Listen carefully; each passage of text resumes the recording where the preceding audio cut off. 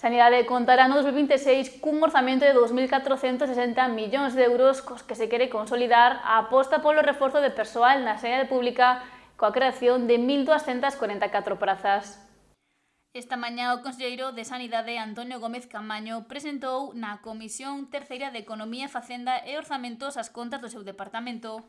Para o 2026 consolidarase a aposta polo reforzo de persoal na sanidade pública con 2.460 millóns de euros, que supoñen un incremento do 2,75% e a creación de 1.244 prazas en distintos ámbitos que suman máis de 40 millóns de euros. Estaremos con 5.671 millóns de euros destinados a protexer e atender a saúde dos galegos e a coidar dos profesionais. Serán 213,5 máis que os previstos para o ano 2025.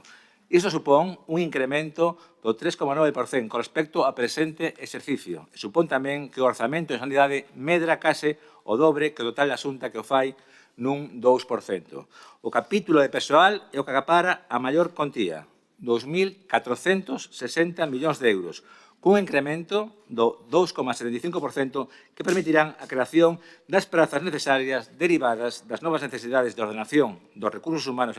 O conselleiro puxo en valor o investimento en formación dos especialistas sanitarios, que acada a cifra histórica de 94,2 millóns de euros.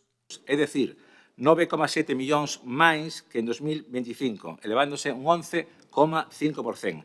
E tamén o investimento en investigación, e con 7,8 millóns máis, un total de 31 millóns, experimenta un aumento de 33,5%, o que marca unha realidade incuestionable, que é o compromiso da Xunta de Galicia coa investigación no ámbito biomédico. Gómez Caamaño apuntou que no sistema público sanitario traballan 46.300 profesionais, polo que o capítulo de persoal é o que ten a cifra máis alta do orzamento. 2.460 millóns de euros, cunha suba do 2,75%. O certo é que as contas de 2026 recollen un esforzo importantísimo no ámbito da xestión dos recursos humanos, que permitirá a dotación dun total de 1.244 prazas en distintos ámbitos, que suman máis de 40 millóns de euros. Aspiramos, con estas medidas, a tratar de paliar o déficit de profesionais en diversas especialidades, unha situación ante a cal o Goberno de España non acaba de tomar realmente medidas eficaces. Tamén a acompañar con medidas efectivas as liñas de actuación de recursos humanos en atención primaria que presentamos á mesa sectorial, co obxectivo de garantir a asistencia sanitaria ante o déficit de profesionais. O titular do Departamento Sanitario reiterou que unha das prioridades do vindeiro ano será a atención primaria. O orzamento neste nivel asistencial medra un 4,75%, máis que o de atención hospitalaria, e chega aos 1.747 millóns de euros. En consonancia coa maior suba porcentual no orzamento global, tamén se produce un maior incremento no capítulo de persoal da atención primaria. Medra un 3,4%, ata os 657 millóns de euros. A atención hospitalaria contará cun investimento de 3.598 millóns de euros, un 3,45% máis. Para gastos de persoal deste nivel asistencial, resérvanse 1.615 millóns, un 1,7% máis que neste exercicio.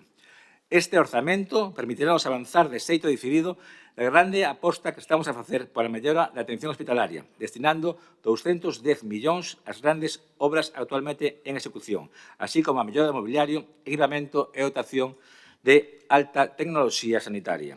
Saben que temos en marcha a maior transformación das infraestructuras hospitalarias nunca feita ata de agora, unha materia a que destinaremos o vindeiro ano preto de 163 millóns de euros. A saúde mental será unha liña prioritaria de acción o vindeiro ano.